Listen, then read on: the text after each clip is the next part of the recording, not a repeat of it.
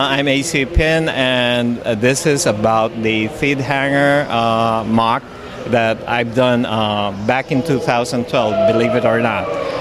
It has made a round of shows, but the other thing is DK Publishing at one point actually got in touch with me to try to get it in the book. Now, a lot of us get spam email, and one of these emails actually winded up in my spam folder. Now, a lot of times I wouldn't even open that, that spam folder. I'll just empty spam, and that's it. But one particular day, there were probably just about 10 or so in that spam folder. So I opened it, and boom, one of the emails that I got had a subject that said, Lego Star Wars updated visual dictionary. And there were only two things that I thought. One of my friends was pranking me. And then the other one is, could this be real? Okay, but this is, the true story about it. I still have the email. Now, when I opened it, and of course, you have to be careful with all of the spam that we're getting. Otherwise, you're going to get a virus in your laptop. I hovered on everything, and even with the editor-in-chief who got in touch with me, and I Googled the name, they were all legit. All of the links were legit. And I was thinking, why the hell are they trying to get in touch with me? So we exchanged a few emails and that stuff. And it turns out the way the email was phrased was somebody from the Lego group pointed them my way to get some of my mocks featured. So this was the mock that they chose out of like 6 mocks that I actually, gave them. So this is the final battle scene in episode 1, The Phantom Menace. And what I tried to do is essentially get all of the essential iconic, scenes rolled into one. So you'll see that a lot of the Naboo starfighters a couple of them are already in flight. Anakin is, of course, trying to pilot one.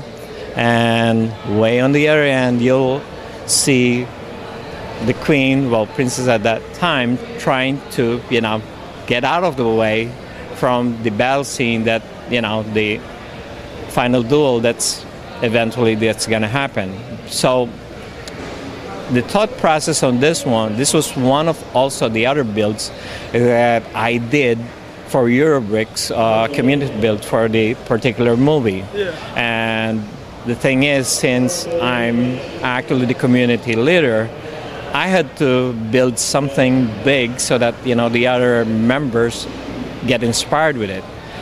It's amazing how something it's already like now about 4 years old since this was done, way back in 2012, that it kind of evolved and has kind of taken a life of its own, because everybody recognizes, like, when I go to shows and that stuff, that, they know this particular one. And the icing on the cake is the fact that, it got published in the Lego Star Wars Visual Dictionary.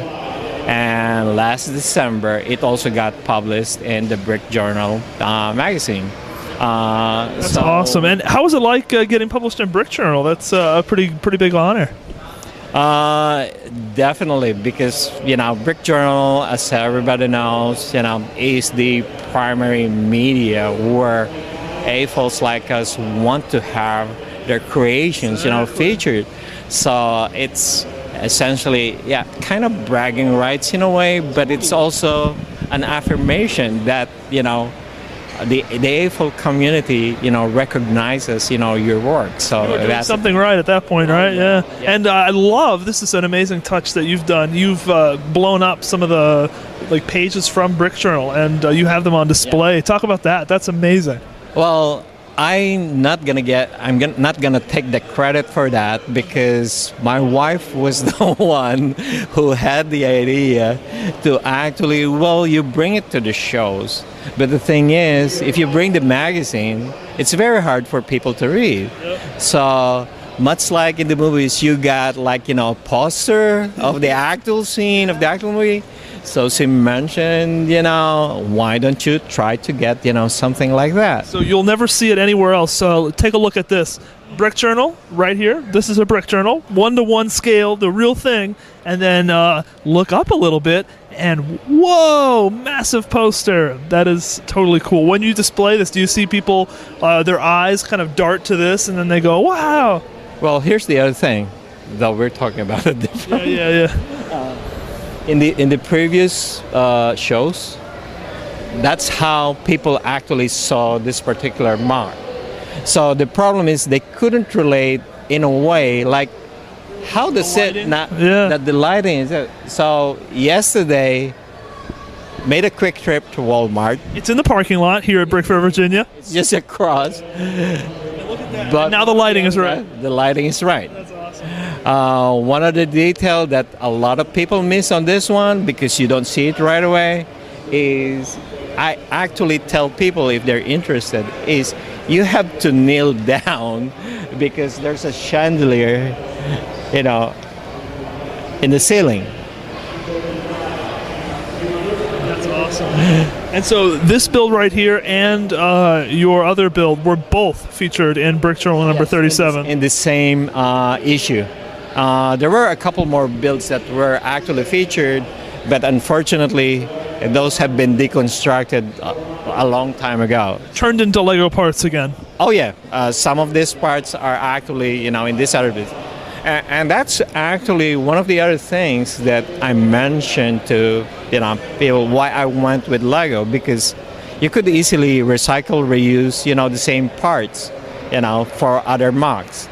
It's not like clay pottery, right? Where you make a pot once and you're done. It's over. Yeah, well... Lego, you do it again and again and again and again. Well, a lot of people don't know that before I did Lego, I was actually doing action figure dioramas. And I'm a Star Wars fan, and I've been doing, my tag name AC Pin from way back was in the boards for action figures, Star Wars action figures. And actually, I was also a moderator in Sir Steve's Guide, which is also a primary, forum for Star Wars action figure enthusiasts. So I was getting, to the point like, I do these action figure dioramas, but the thing is, I use styrofoam, paint, molding, and all that stuff, but they can only be used once. And after a while, they age, and, you have to throw them away. My 3 sons, I have 3 sons who are, who like playing with Lego. And once Lego started doing, the Star Wars sets, then, I started actually helping them out, doing these builds.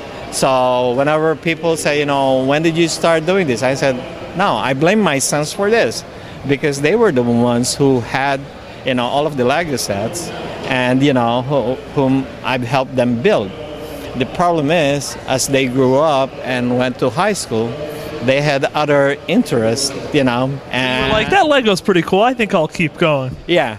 Well, my thought was, what am I going to do with all of this Lego now?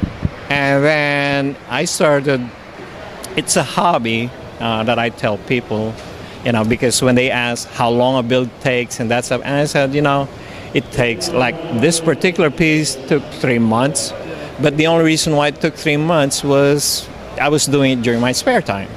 So, it's a hobby, and, you do it whenever you have the free time. Totally. So, you do a lot of amazing stuff with the Lego hobby, AC. Your builds are amazingly inspirational. The stories behind them, how you display them. Thank you so much for sharing with us. Wonderful, wonderful stuff. Thank you as well.